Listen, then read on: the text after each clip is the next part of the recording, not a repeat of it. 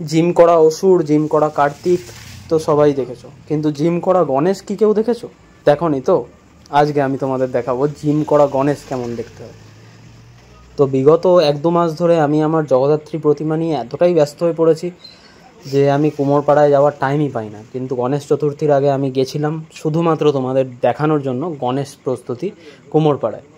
তো পুরো ভিডিওটা শেষ অবধি দেখো, আশা করছি অনেক এনজয় করবে তোমরা পুরো ভিডিওটা। খুবই ছোট ভিডিও, আর ভালো লাগলে অবশ্যই সাবস্ক্রাইব করে দেবে যাতে নেক্সট ভিডিও নোটিফিকেশান তোমার কাছে যায়। আর এবারে একটু জগদ্ধাত্রী আমি অন্য স্টাইলের বানাবো, তো অবশ্যই সেটা দেখার জন্য সাবস্ক্রাইব তো করা মাস্ট, আর লাইক করে দিও যদি ভিডিওটা ভালো লাগে। তো তোমাদের এরকম মনে হতে পারে যে এই অসিত কাকার গোলাতে এত কম ঠাকুর কেন, আর কি অর্ডার পাননি? কিন্তু না, এরকম একদমই নয়। কারণ অসিত কাকার আর একটা গোলা রয়েছে যেটা রাস্তার ওধারে রয়েছে, সেটা আমি শেষের দিকে দেখাবো, একদম ভিডিওর এন্ডে আছে ওটা। তো তোমরা দেখো যে এই ছোট্ট গণেশটাকে কীভাবে সাপোর্ট দেওয়া হচ্ছে, তারপরে আমি আরও এগোচ্ছি।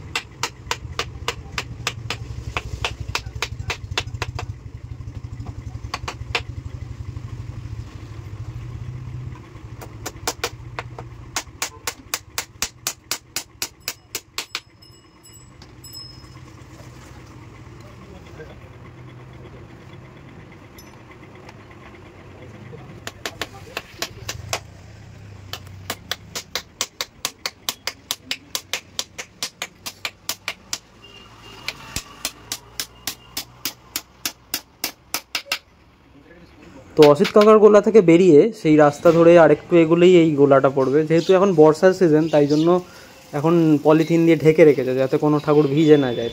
তো এই দিন কুমোরপাড়া যাওয়ার পথে আমার সাথে এক অদ্ভুত কোইন্সিডেন্স ঘটে যে আমি ঠিক যখন বাড়ি থেকে বেরোই তখন বৃষ্টিটা স্টার্ট হয়, আর ঠিক যখন আমি এখানে পৌঁছাই তখন বৃষ্টিটা থেমে যায়।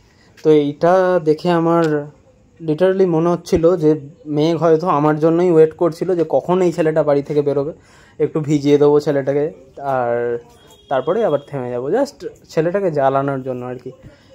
তো আর কিছু বলার নেই, জাস্ট কিছু বলার নেই আমার।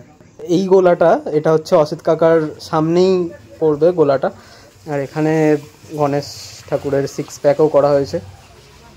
এই ছোট্ট গণেশটা দেখো, এর 2 মেটে হয়েছে, 3য় মেটে সেদিন হয়নি, করছিল দাদাটা। আর এইখানে হাতির সুর শুকোনো হচ্ছে, কারণ গনু দাদার মণ্ডপে যাওয়ার দিন কাছাকাছি চলে আসছিল।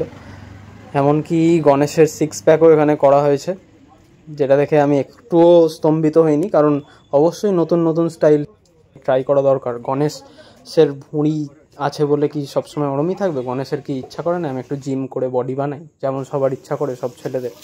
তো যাই হোক, তো নতুন স্টাইল অবশ্যই করা দরকার, তাতে ইউনিকনেসও আসবে, প্রতিটা বারোয়ারির ঠাকুর অন্যরকম দেখতে লাগবে। অ্যান্ড আমি তাদের যথেষ্ট রেসপেক্ট করি যারা নতুন স্টাইল দিয়ে বা নতুন আর্ট ফর্ম দিয়ে জিনিসটাকে তুলে ধরার চেষ্টা করে।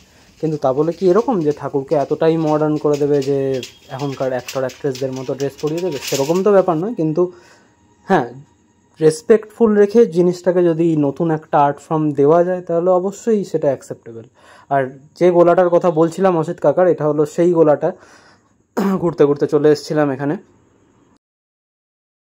এখানে সব কুমোর ভাইরা গান চালিয়ে ভালো মতো একদম রিল্যাক্স মুডে ঠাকুর বানাচ্ছিল, তাই জন্য আমি সাইলেন্ট করে দিয়েছি ব্যাকগ্রাউন্ড অডিওটা, নাহলে কপিরাইট এসে যাবে। আর এই দাদা দোমেটে করছিল কার্তিকের।